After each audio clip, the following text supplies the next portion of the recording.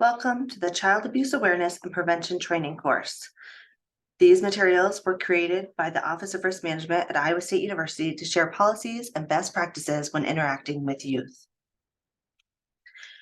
This training course explains signs of child abuse, how to report abuse, and best practices for helping to prevent potential abuse.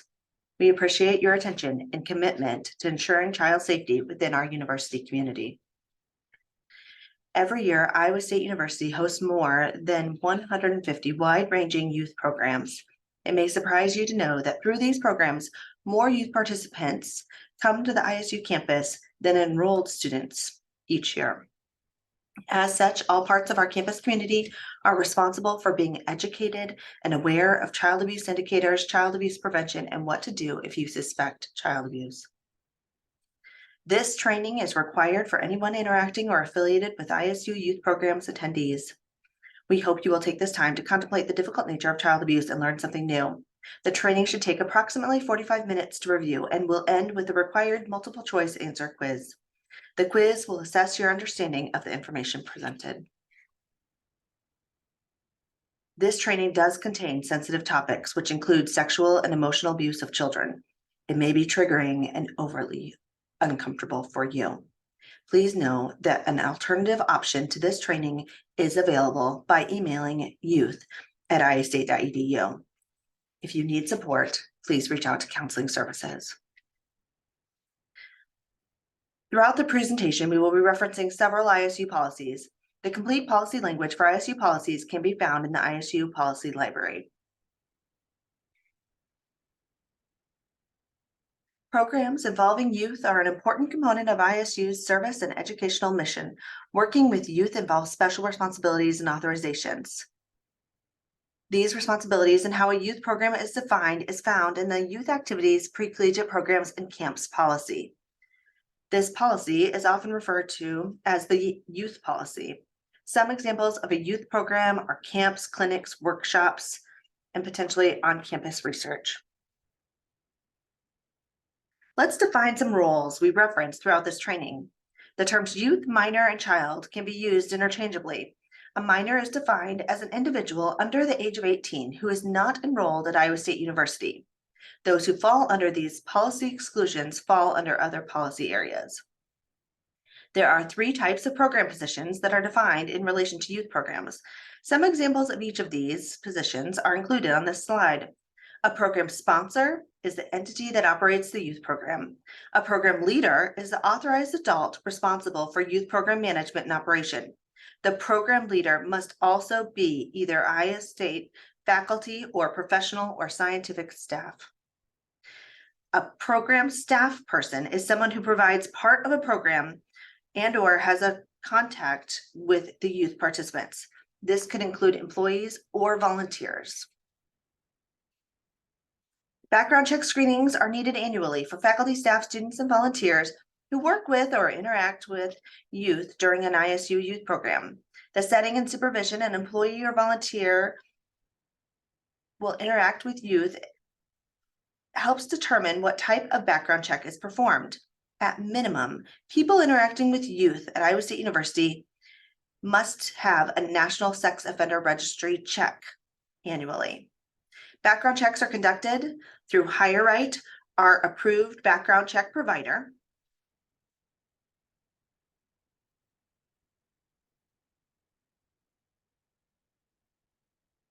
Here are some additional ISU policies that help guide youth programs. Please note that as part of the university community, all students, employees, volunteers, and visitors are responsible for reporting any violence or abuse that you experience or witness to ISU police. There's an additional layer of responsibility for university employees and volunteers. They're obligated to report physical and sexual child abuse in accordance with the university's reporting responsibility policy. More information can be found in the ISU Policy Library document entitled Employee Guidance on Child Abuse Reporting.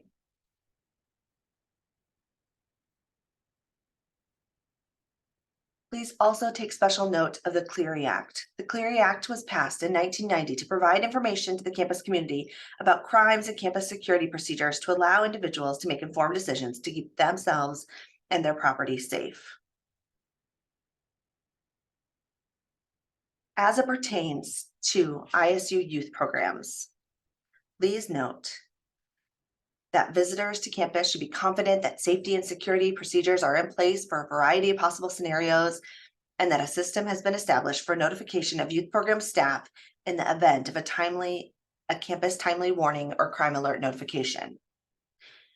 Clery Campus Security Authorities, CSAs, which includes youth program leaders, are responsible for reporting crimes occurring on campus of which they become aware. There's additional training for youth program leaders and others on Clery program compliance online.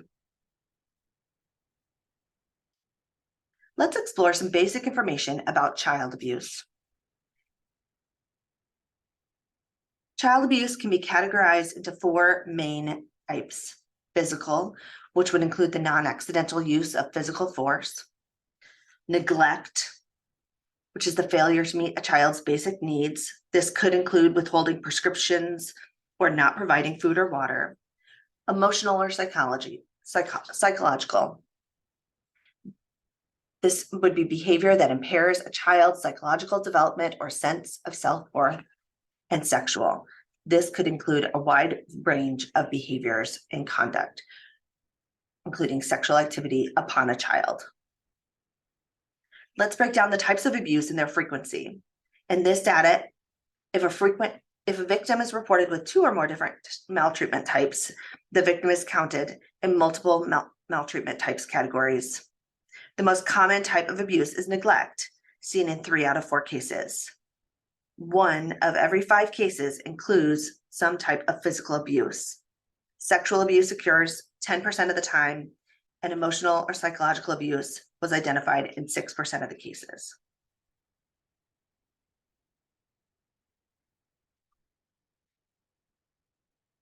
It's important for everyone to be aware of the importance of understanding and reporting child abuse. The next few slides will highlight some important and potentially shocking statistics about the impact of child abuse in the US. There are more than 2 million cases of child abuse reported every year in the US. Approximately 5 children die every day because of child abuse. Gender roles don't have an impact on whether a child may become a victim of child abuse. Boys and girls have nearly identical rates of victimization. 1 out of 3 girls and 1 out of 5 boys will be sexually abused before they reach age 18. And every 40 minutes, a child is abused in Iowa. Being able to recognize signs of abuse is important. Here's a few myths that we want to clear up in this training. That child abuse is rare. It's not. That only bad people abuse children. You can't tell a bad person from a good person from the outside. It's only abuse if it's violent. That's certainly not the case. Emotional abuse happens every day. If it's really abuse, it will be obvious. Many types of abuse are hard to identify, and child abusers are usually strangers. Unfortunately, many times the abuser is known to the victim already. It's helpful to think through the facts, myths, and our own preconceptions of child abuse. Abusers are typically someone that a child has known and interacted with. Abusers can often be described as charming, trustworthy, and they may appear to be great with kids. Home or home-like environments are most commonly where abuse occurs, but it can also occur in all types of settings and environments, including institutional settings and programs. Faculty, staff, administrators, students, contractors, volunteers, and visitors all interact with youth during an Iowa State University youth program. It's important for us all to be aware of the signs of child abuse and know how to report it. One tool that's common to those who sexually abuse kids is grooming, which is defined as the manipulative behaviors that the abuser uses to gain access to a potential victim, coerce them to agreeing to the abuse, and reduce the risk of being caught. Please note that grooming can take place online or in person. Though grooming can take many forms, it often follows a similar pattern. Abusers often observe possible victims and select them based on ease of access or their perceived vulnerability. Abusers will attempt to physically or emotionally separate a victim from those protecting them and often seek out positions in which they have contact with minors. Abusers attempt to gain trust of a potential victim through gifts, attention, sharing secrets, and other means to make them feel that they have a caring relationship and to train them to keep the relationship secret. Abusers will often start to touch away a victim in ways that appear harmless, such as hugging, wrestling, and tickling, and later escalate to increasingly more sexual contact, such as massages or showering together. Abusers may also show the victim pornography or discuss sexual topics with them to introduce the idea of sexual contact. Attempt by abusers to make their behavior seem natural to avoid raising suspicions. For teens who may be closer in the age of the abuser, it can be particularly hard to recognize tactics used in grooming. Be alert for signs when a teen has a relationship with an adult that includes secrecy, undue influence or control, or pushes personal boundaries. Now let's talk about signs of sexual abuse. Here are some potential warning signs of sexual abuse. Wearing oversized or multiple layers of clothing, sudden refusal to participate in physical activities, unusual sexual knowledge or behavior, sudden change in appetite, difficulty walking or sitting, display signs of pain or itching in the genitals, and nightmares or bedwetting. Signs of physical abuse may include abuse to animals or pets. They might shrink at the approach of adults. They may report injury by a parent or another adult caregiver.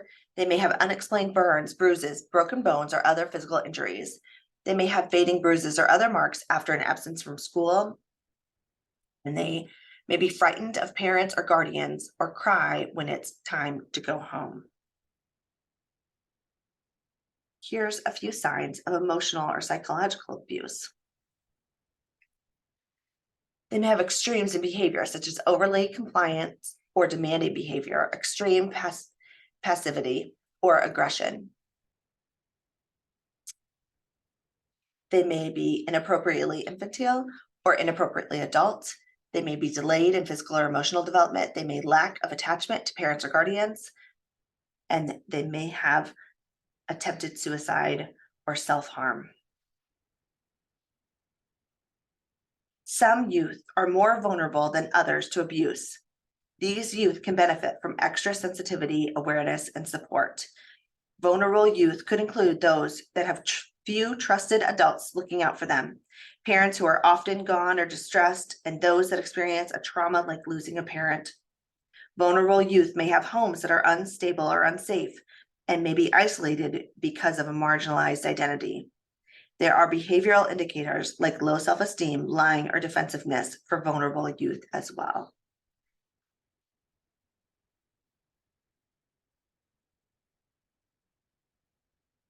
We've covered why child abuse is important, why child abuse awareness is important, some relevant policies, the prevalence of abuse, and some warning signs. Next, we will discuss how to minimize potential for abuse. Please know that children and youth programs sometimes become particularly attached to employees and volunteers. Staff must remember it is their responsibility to set proper boundaries from the beginning. Thinking back to your time in a youth program or activity, you may recall someone who became a role model or mentor to you. Youth program attendees sometimes develop attachments to staff and volunteers. So forming healthy, proper boundaries from the start is key.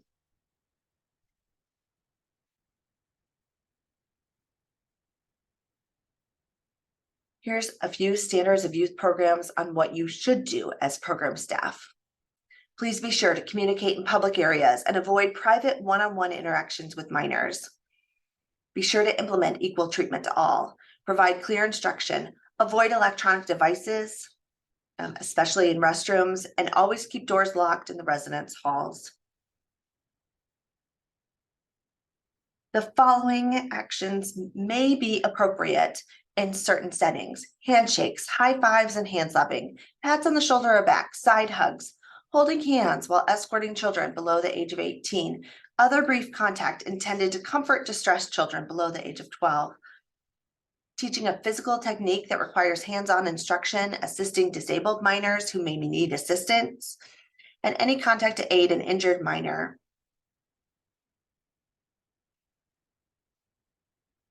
As program staff, here's a few things you should not do. Please avoid engaging in isolated interactions with minors. Don't communicate outside of the program or through online contact one-on-one with minors. Avoid any aspects of bullying or hazing program participants. Do not allow the use of electronic devices in restrooms, and do not capture photographs or videos of minors without permission. Here's a few actions that are not appropriate: frontal hugs, kisses, lap sitting, massages or rubs, piggyback rides, tickling, touches on the buttocks, chest, upper legs, or groin, wrestling, any intended affection unwanted by the minor, and any touching conducted in private where no other adult or children are present. Please respect a participant's personal space and limit physical contact. Be sure to ask for consent before engaging in appropriate physical contact. It's always best to stay within earshot and eyeshot of others and set clear expectations and ground rules for the program and your program participants. Never make sexual comments, innuendos, or jokes. Don't take photos or videos or connect with a minor through social media. Avoid singling out a child through extra praise, attention, or gifts, and make sure that you're aware of policies and procedures. We hope you are never in a position where you need to report abuse. If you are, we want you to feel prepared and empowered to do so. If a minor does disclose to you that they have been abused, know that they are doing so because they trust you, and honor that relationship by being thoughtful about how you react. You should listen actively and stay present. Be calm. Consider your body language and your physical reaction. You can reassure, explain, and inform. During a disclosure, you should try not to investigate what happened. Don't blame people or make any promises. Delay the conversation and do not confront the abuser.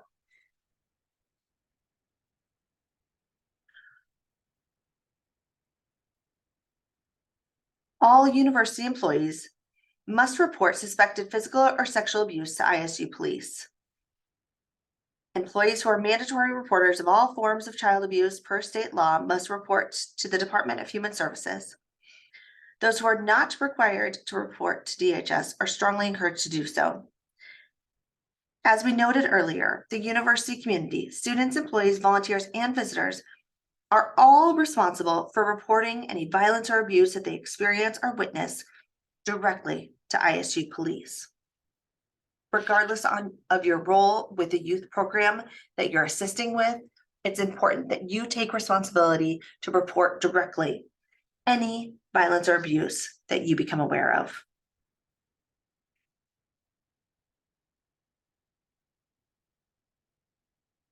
Federal legislation, local laws, and ISU policies protect children from abuse. Regardless of the law in your jurisdiction, always be vigilant for signs of child abuse and take action immediately if you witness or suspect child abuse.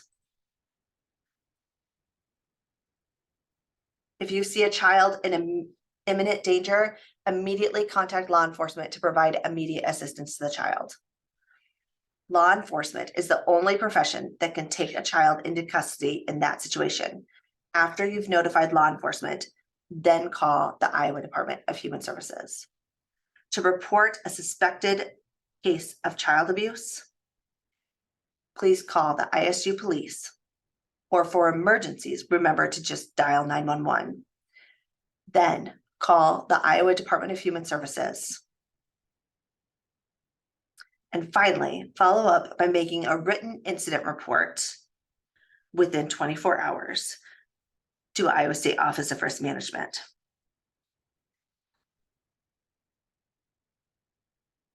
In summary, we've covered several child abuse related topics in this training. It's our sincere hope that you've taken the time to review all of the information and think about your role in working with youth programs at Iowa State. You are an important part of ensuring youth participants are able to learn and grow in a safe environment. Please remember the signs and recognize the signs of abuse. Please remember that every incident must be reported. It's your job to protect the child, not the abuser. And while outcomes are not guaranteed, reporting is still crucial. The bottom line, if you see something, please say something. It's important to remember not to hesitate. Finally, here's the contact information again to report child abuse.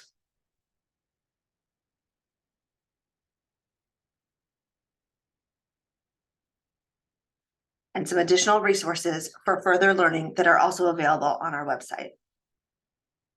If you have questions, please reach out to the Office of Risk Management. Thank you, and thank you for keeping our community safe.